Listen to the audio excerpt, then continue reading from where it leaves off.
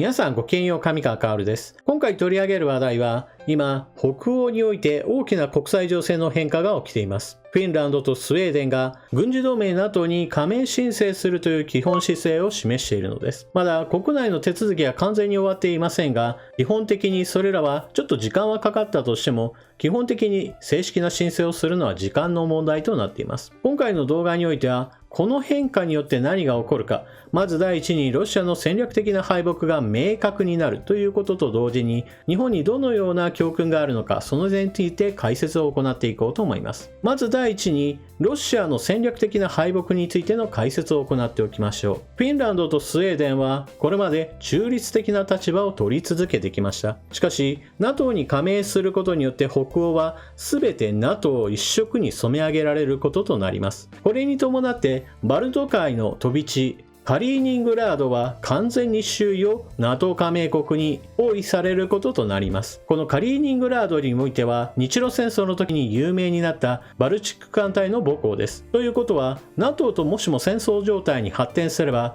このカリーニングラードは周囲国から全て射程範囲内ですから開戦初日にバルチック艦隊は全滅する可能性があるわけです。カリーニングラードにどのような要塞を築こうとも周囲からの完全な射程圏内ですからとてもではありませんが耐えられるような状況にはありません。そういったわけでフィンランドとスウェーデンが NATO に加盟するということは完全に死に場所となってしまうわけです。この件に関してプーチン大統領はNATO に加盟するのは間違った判断だと批判するとともに報復的な措置を何らか行うよといったことを示唆しています。しかしこれはあくまでも脅しに過ぎないと見るべきでしょう。なぜならば現在のロシア軍はウクライナ侵攻に約20万程度の兵力を動員しています。これは明らかにロシア軍の運用できる限界値です。このことはすでにロシア軍自身が証明しています。開戦当初においてウクライナの首都キーウを目指していたことによりロシア軍は3方面軍を編成して戦いを進めました。しかしこれら3つの方面軍を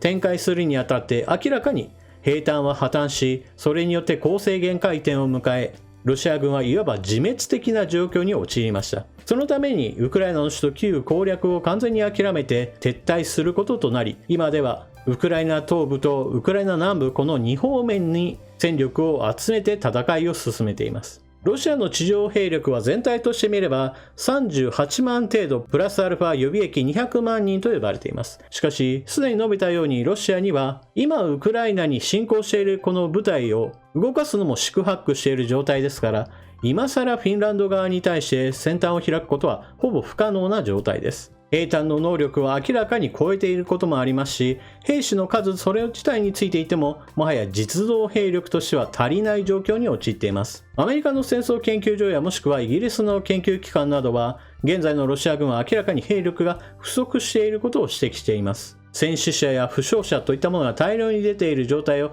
何とか埋め合わせようとして民間軍事会社ワグネルを使ってロシアの影響が及ぶ中東やアフリカ大陸から傭兵を募って投入しているもののそれらの兵についていても損耗率はすでに 40% 程度に達しており部隊としての能力はかなりそがれていると言われています。またそれだけではなくチェチェン共和国から武装兵力を招き入れて戦場に投入しているもののこれらの兵士については基本的に戦車や装甲車の扱いに慣れている兵ではなくあくまでも都市戦闘などにおける歩兵同士の戦いが主体でありあんまり戦いには役立っていないのではないかというのが今では言われています。しかもプラスアルファとして言えば現在のプーチン大統領の言い分としてはあくまでもこれは特別軍事作戦に過ぎないとしているものですからロシア軍の契約兵は正規の手続きを踏んで除隊申請を行うことができます。もちろん戦場に今いる状態だとそういったことはできないでしょうが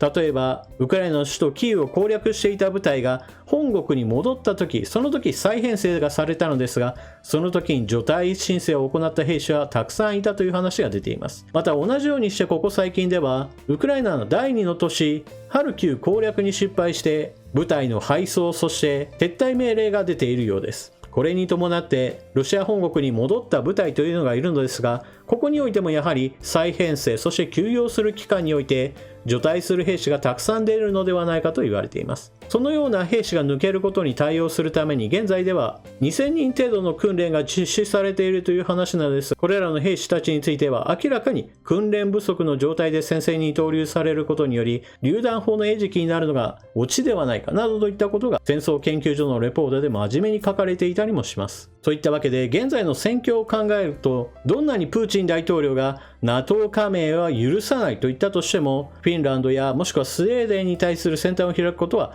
まともな判断力があればしないはずです。しかしこれを逆に言えば、まともな判断力がなかったとすればそのようなことを行うでしょう。そのような愚かな決定をもしもしたとすれば、その時はフィンランドに対する侵攻というものは完全に失敗するでしょう。フィンランドは中立国ではありますが、そこには一つ重要なキーワードがあります。それは武装中立国ということです。中立国という名前を聞くと多くの人たち、特に日本の場合だとどうしてか非武装中立を勝手に思い浮かべるものですが、フィンランドやスウェーデンの場合ではそのような非武装中立国ではなく、完全に武装し自らの力で自分たちの国を守るということを基本政策にしています。ですからもしも兵力が圧倒的に足りない状態でロシアがフィンランドに侵攻するようなことがあれば、むしろ侵攻したわずかな部隊が全滅して逆侵攻される危険性すらあります。特にフィンランドの場合だと以前の戦いにおいては領土を奪われたといったことがありましたから、もしも今回ロシア軍が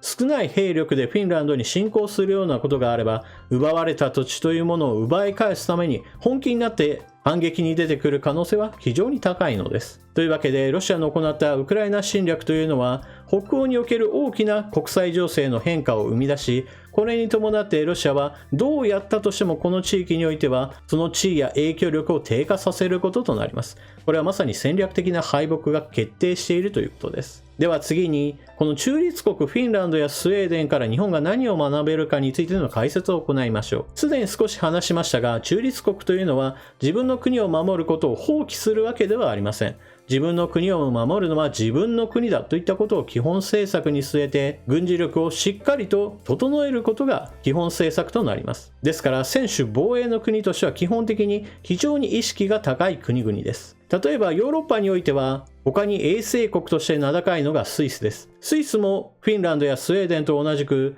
武装中立国です。もしもどこかの国が侵略してきたらといったことを想定した上でシェルターを作りましょうであったり、国民海兵になれるように軍事的な教育なども行おう、もしくはいざとなった時に自分の国で兵器を量産しなければならないといったこともありますから、軍事産業の育成などにも努めています。今回 NATO に加盟申請を行うフィンランドとスウェーデンであれば、スウェーデンの軍事産業は非常に武器輸出なども積極的に行っていて、つい最近ではウクライナに支援として送った対戦車砲カール・グスタフがロシア軍の配備している中では最新鋭の T90 を撃破している映像などが出回っています。またこれらの国々においては徴兵といったものも別に珍しくはありません。日本だと徴兵イコール侵略国家の行うことだみたいなレッテル貼りをされることが多いわけですが、これら中立国における徴兵というのはそうした侵略をするために国民に軍事教育を行うわけではなく、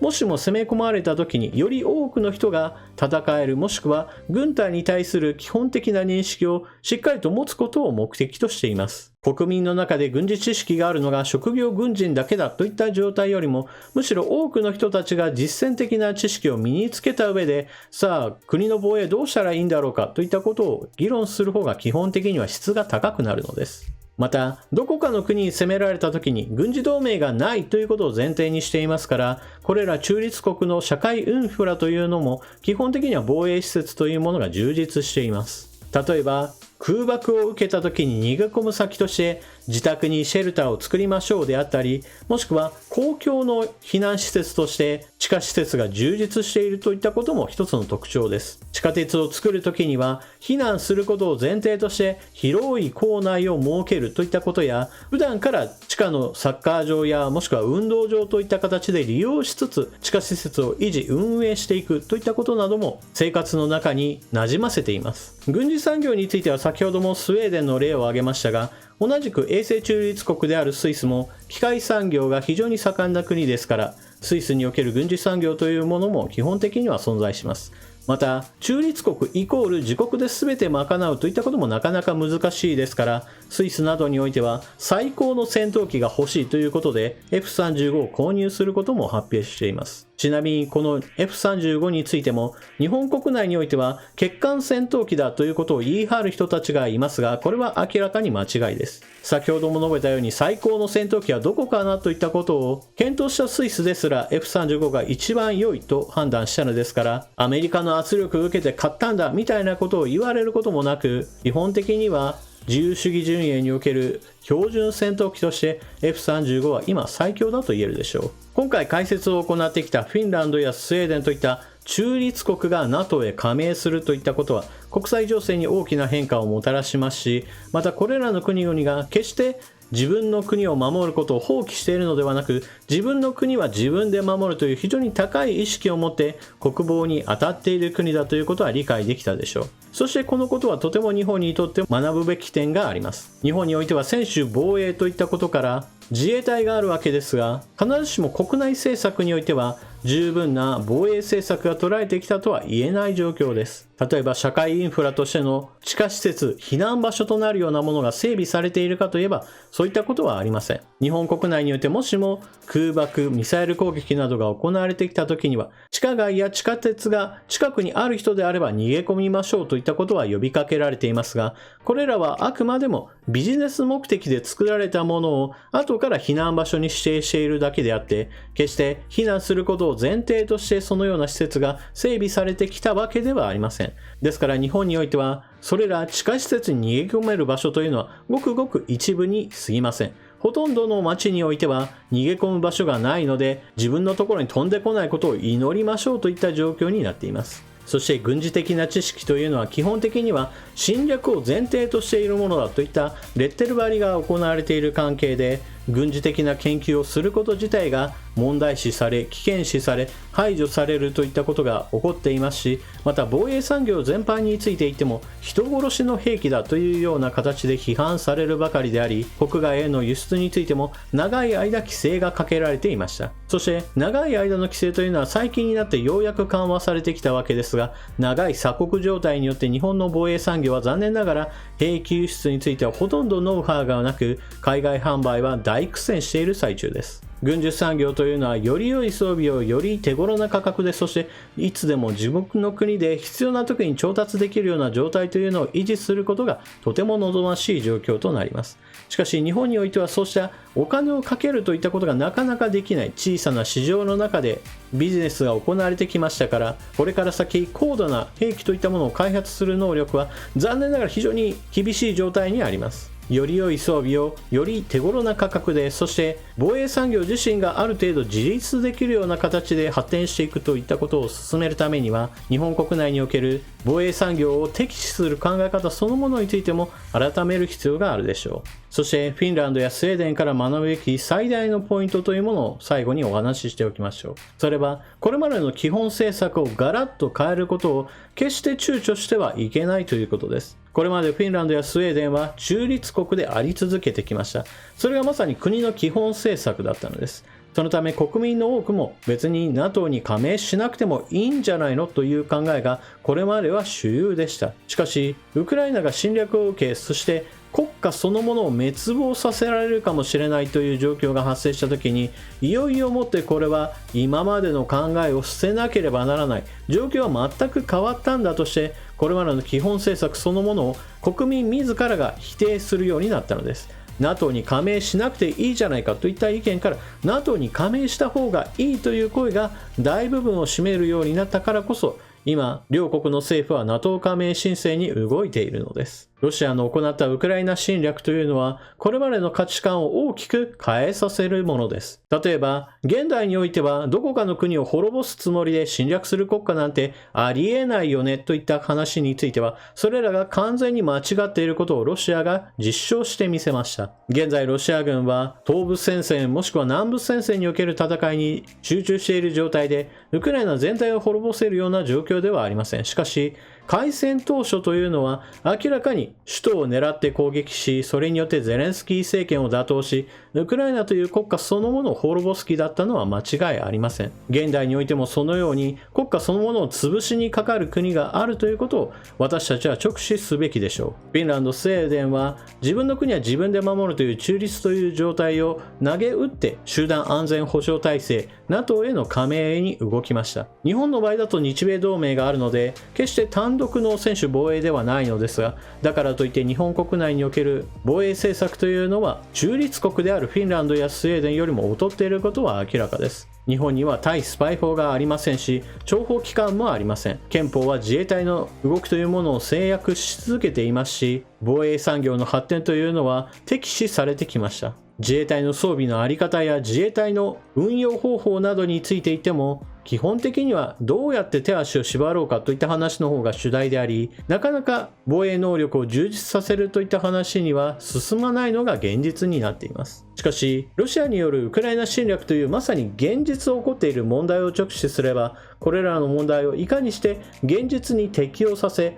今と未来の日本を守っていくかといったことに手直しが必要なことは明らかです。フィンランド、スウェーデンの NATO 加盟というのはそのようなことを考えさせる非常に良い機会になっていると私は思います。皆さんは私の話を聞かれてどのようなことを思われたでしょうか。ぜひともコメントしていってください。それでは動画を最後までご視聴いただきありがとうございました。チャンネル登録していない方はぜひともチャンネル登録を、そして動画を見終わったら評価ボタンのクリックもよろしくお願いします。それでは次の動画でまたお目にかかりましょう。またね。